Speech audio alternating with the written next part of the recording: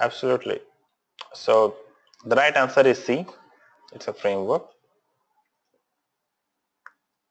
Hadoop is written in which language? Is it C++, Perl, Java, or Python? Which programming language is used to write Hadoop?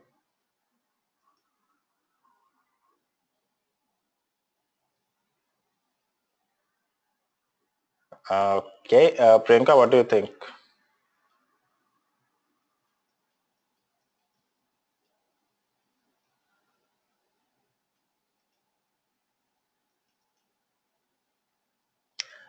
No, unfortunately, that's not right answer. The right answer is Java. So the entire framework is built on Java. Okay, and that's the reason why it is said, like, if you have a knowledge of Java, core Java, so that helps you to understand this framework much better and fast, because everything is written in Java, so you have a lot of terminologies which is from the Java, right? All right, what does HDFS stands for? Is it A, Hadoop data file system, B, Hadoop distributed file server, or C, Hadoop data for servers, and D, Hadoop distributed file system? Right. So the right answer is Hadoop distributed file system. Absolutely. All right. Now, this is a big picture of a typical Hadoop project. Any project which is built on Hadoop looks similar, something like this. So what you will have a Hadoop cluster, which is represented by this box. You have a Hadoop, and then all your data sources, no matter if it is structured and then unstructured, everything will be dumped on this. So all the input sources of your business will be dumped on this particular big data platform, and then on this you run your ETL or workflow or whatever processing you want to do. You do that, and your final result you can store in some database. It could be NoSQL database, or it could be some RDBMS or whatever. Generally people store everything in uh, either Hive or any NoSQL database, right? Now this brings up two channels for processing. So in the first thing is your day-to-day reporting. So any data which comes in, you can process that particular data and then you can pass it on for your business to visualize. So any BI visualization tool or some application can consume the data from here, which is your operational day-to-day data, right? So this serves your operational need. And one more channel which is for the analytics. So all the data science related activities, analytics can consume the data which is all present over here. So this contains your day-to-day data as well as all the historical data. Now if you have to perform any sort of analytics, be it some trend analytics or some predictive analysis or uh, customer 360 or some risk analytics, right? So all of those things can be done by this channel, which can consume the data from the Hadoop and can perform their job, keeping your operation also intact, right? So you have your operational channel going and you also have one more channel for the analytics. So everything is happening from the same source, and any other project who wants to get the data, they can directly get from here instead of looking around for 10-15 different channels of the data.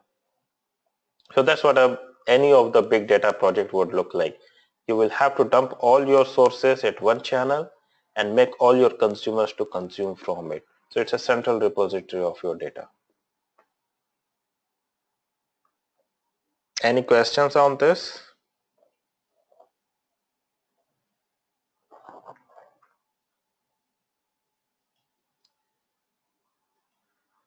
Okay, so let's continue.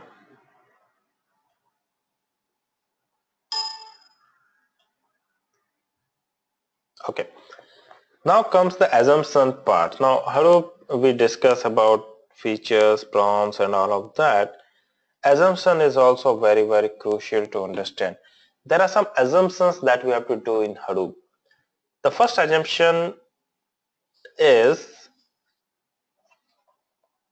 we have to assume that we are not going to change the data.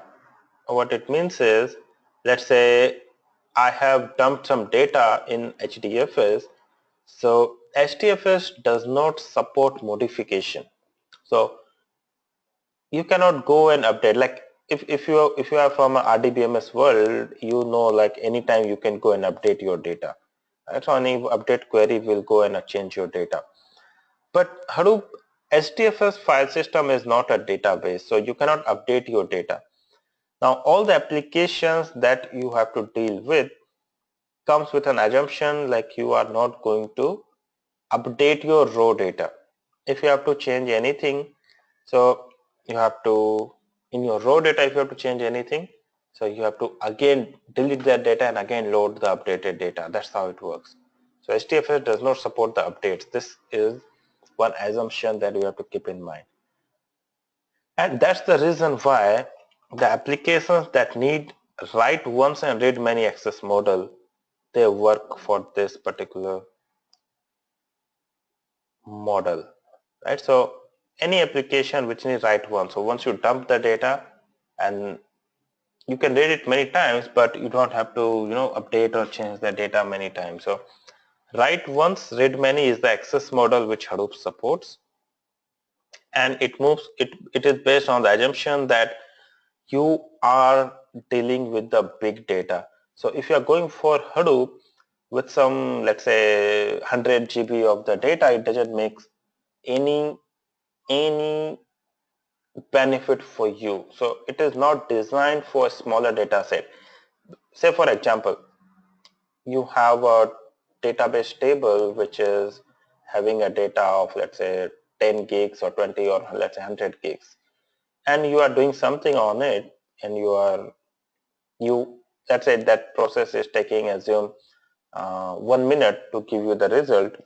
So if you think that if you move this 100 GB or 20 GB or whatever data into the Hadoop, and you expect that you'll be getting the result in 30 seconds, so that's not the case. All right, so Hadoop is not for the smaller set of the data. It is designed for a larger volume of big data. So in this case, whatever we have to keep in mind, saying if you have a big data and your traditional systems are not able to accommodate it, then only move to the data. So anything beyond terabyte is something kind of standard you would choose to move to the big data. Like less than 1 TB, it's not advisable to go for Hadoop. Okay, because you will not get any performance benefit for the smaller data set. You will get a performance benefit only if you are dealing with the big data. Any questions? Are we good so far? Can we continue? Quick question. So when you say write once and read many, so you mean to say we will not maintain the history of that particular record, particular row? No, definitely you will maintain the history. You can maintain the history. See what happens is, let's say today you got some record, you stored it into your file. So tomorrow, if anything changes, you have to keep it in a separate file with another timestamp or folder name with a timestamp, right? So you have a data of yesterday and you have a data today, and you can have a history of many days, Okay. right? So what I mean is you cannot update the file which is stored, but you can have multiple files which will tell you like how the data has changed over the time. Sure. Okay.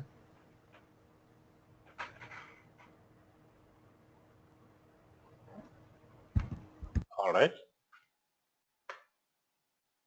Alright, so this is a slide that we discussed in our last class. I just want to give some more details about it. HDFS again is a master slave architecture. Your master is name node, which controls the metadata of the file system, and metadata means your information about where exactly is your data located, how are the blocks located for a particular file. So this is kind of an index or a dictionary which tells you the address of your data. Your data node only stores the data blocks.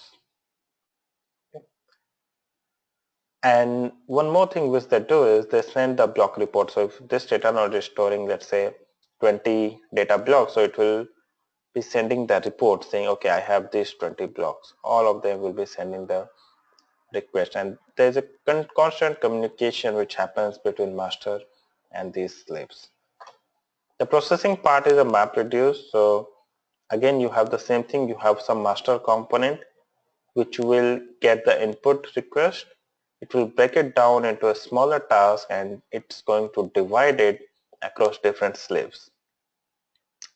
And there is again a constant communication between master and the slave, which will report the progress. So if anything is done, it will say, okay, I'm done, and it's going to track everything and tell, okay, this percentage of the job is done. And once everything is done, it will say, okay, everything is done. Right, so it's a master slave architecture on which the Hadoop is based on. You have some master components, you have some slave components. Each of their responsibilities are divided, they perform their own tasks, and final consultation is done by the master components to give you the final status of whether a job is completed or not.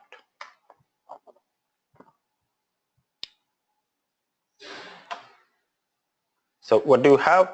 We have HDFS, we have MapReduce jobs, Pig, Hive, Scoop. All of these are some ETL tools which are used for different purpose. We'll see all of them in detail. Zookeeper for the coordination, Avro is one of the data storage format, and all. All right, now from here we'll get a closer look of how does HDFS looks, and so we'll be looking into what happens if uh, any of the worker fails, what happens if any of the master fails, right? So we said like Hadoop is, it's a reliable, but how, right? So if I have to say, if I'm storing some data, the first point of reliability is my data should not get lost, right? This is first I would expect from any framework. The second reliability is, let's say if I'm running some job and it fails in between, so what happens? Do I need to rerun the job, or uh, can it be rerun from a last failed point, right? What can be done to ensure like my I don't lose the things in between, right? So nobody wants the data loss or the time loss while processing. So Hadoop is reliable. How? The first question is, what happens if Hadoop fails? So let's see what happens if the worker component of Hadoop fails. Worker component are the one which are storing the data, and someone which is processing your task, right? Now Hadoop is, it's a cluster of your nodes. So each of the node have its given responsibility to behave like a either as a master or the slave. So your slave components are doing the two things, storing the data and processing the data. Now what happens if worker fails? So assume you have some 10 nodes in your cluster, and you have one master and nine nodes as a slave. Now if any one of the slave fail, which means your worker has failed, it's not going to impact anything. Why? Because your worker is storing the data blocks which is replicated on other worker as well. So if one of the worker fail, it doesn't matter because you have the another replica, which is another copy of the same data present on some another node. So that ensures even if one of the node is failed due to hardware issues or any other problem, your data is not getting lost. The second thing is, if what happens if this particular worker is performing some task, right? So who gives the task to a slave? It is the master. So master will know that I gave this particular task to a worker, and that particular worker is not responding back. It means that the worker is failed due to some reason. It is not responding. So since master has a track of each task, it will is going to resubmit the same task to another worker, because we have so many workers. So it's simple. Let's say you have a project manager, uh, and you have your team members, right? So if, let's say, a project has got some task which is divided across the team members. Now, if project manager finds that one particular employee or one particular resource is not coming, or he is on leave, so it doesn't impact the progress of the project, because his task will be, if it will be given to some another resource who is available, right? So here also it's the same thing. If any one of the worker is not responding, whatever task were assigned, it will be given to another worker, and that worker will execute the same task. So worker failure is not an issue because we have so many workers. Master failure is not that easy, because let's say if your one project manager is not there, so getting another project manager immediately and working, it doesn't works out that way, right? So definitely there is a challenge for replacing a project manager immediately. The same thing for Hadoop as well. If your master fails, then it's a bigger problem. So a lot of consideration is taken care while choosing the hardware for your master. So people try to make a master to never fail, but that can never happen, right? You can never ensure like my master component will never fail. So far there have been two versions of Hadoop, Hadoop 1 and Hadoop 2. In Hadoop 1, master failure was bringing down the node unless you go and recover it. There's a way we'll discuss. So Hadoop 1 had a way to recover the failed master. In Hadoop 2, they have improved the performance and they have brought a high availability concept. Are you guys aware of the high availability? What does a high availability means? Definitely it's a very common term in IT. So just if you could just brief me, what does high availability means?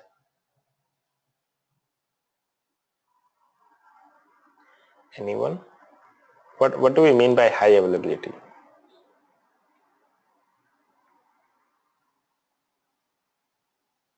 Okay, so absolutely always available, right? So let's say if one of the always available means what? How can we make something always available? By having a backup of that, right? So let's say you have some power units. So if one of the power unit goes down, if you have a backup, you immediately get a power supply. So same thing for the Hadoop also, high availability from Hadoop 2. So your master component will be in a highly available mode, which means they will be running on two different nodes. So if one of them goes down, another one will become active and it will start serving the request. Right? So this is a feature which got introduced in Hadoop 2 onwards to ensure that there is no downtime in case of any failure of the master, right? But in Hadoop 1, which is a release which came before, I would say 2013 or around that, right? So In all of those, there was no feature for high available of Hadoop. So the components has to be manually recovered from the failure. Okay.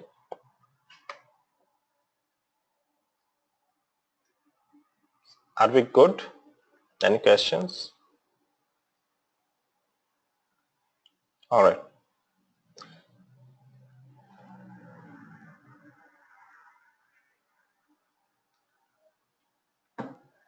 So we'll just take this slide.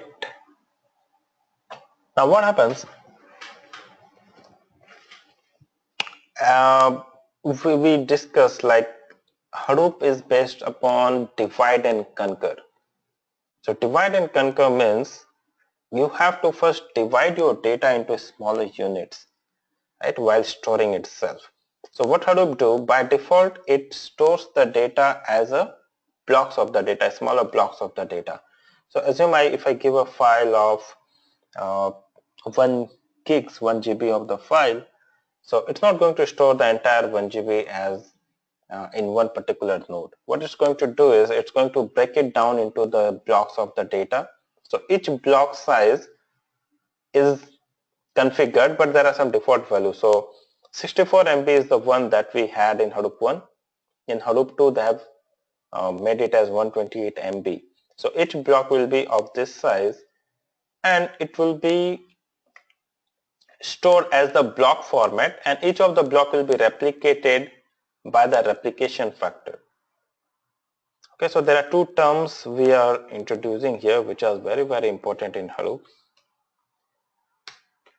The first one is block size and second one is replication factor.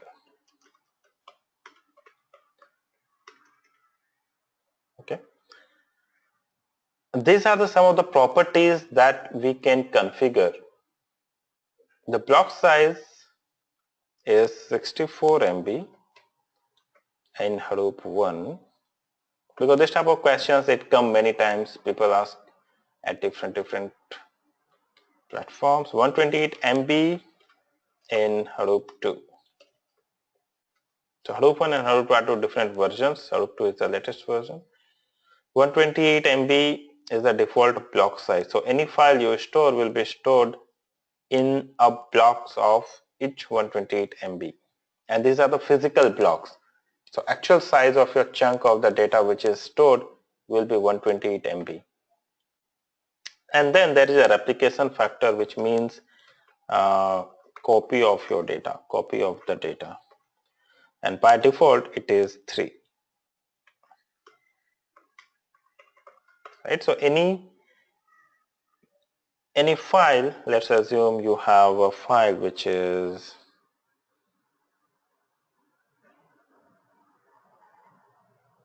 let's say 1 GB of the file, right? So this 1 GB of the file will be broken down into, let's say, 1024 divided by 128. Right? So this many number of blocks. So how much it is coming? Is it 9? How much is it coming?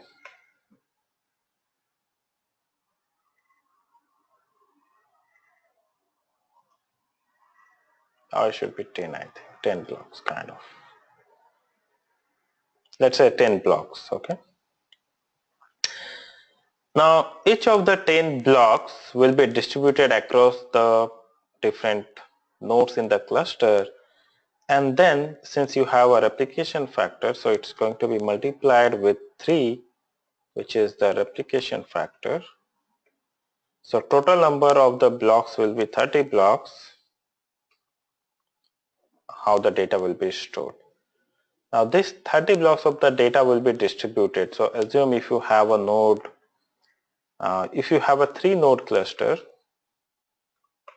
so it's quite possible like each one might get 10 blocks, so 10 blocks each. So 10 block in first, 10 blocks on another node, 10 blocks on third node. like this, right? So this is how your distribution of the data happens. And nobody do this. So automatically, the moment you store a file into HDFS, because this question is asked in the interviews, when does this process happens, right? So you store a file, who takes care of breaking it into the blocks and replica, who is responsible for creating the replicas and distributing the data and all. So nobody does that. The moment you store a file into HDFS, all of these things will automatically be done. Okay. Any questions?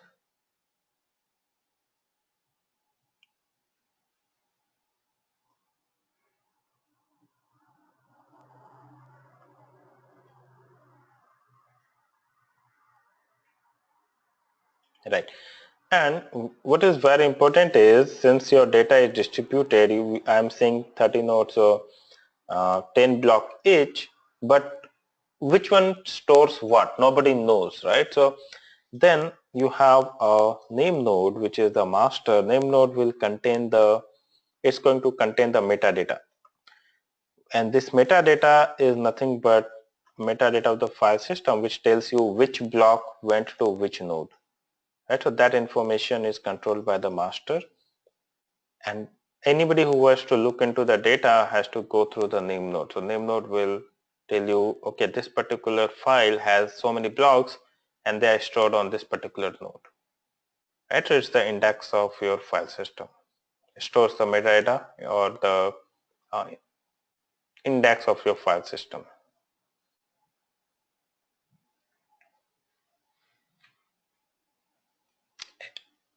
Is it clear? Any questions?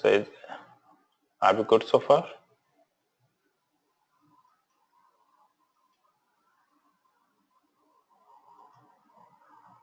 Okay.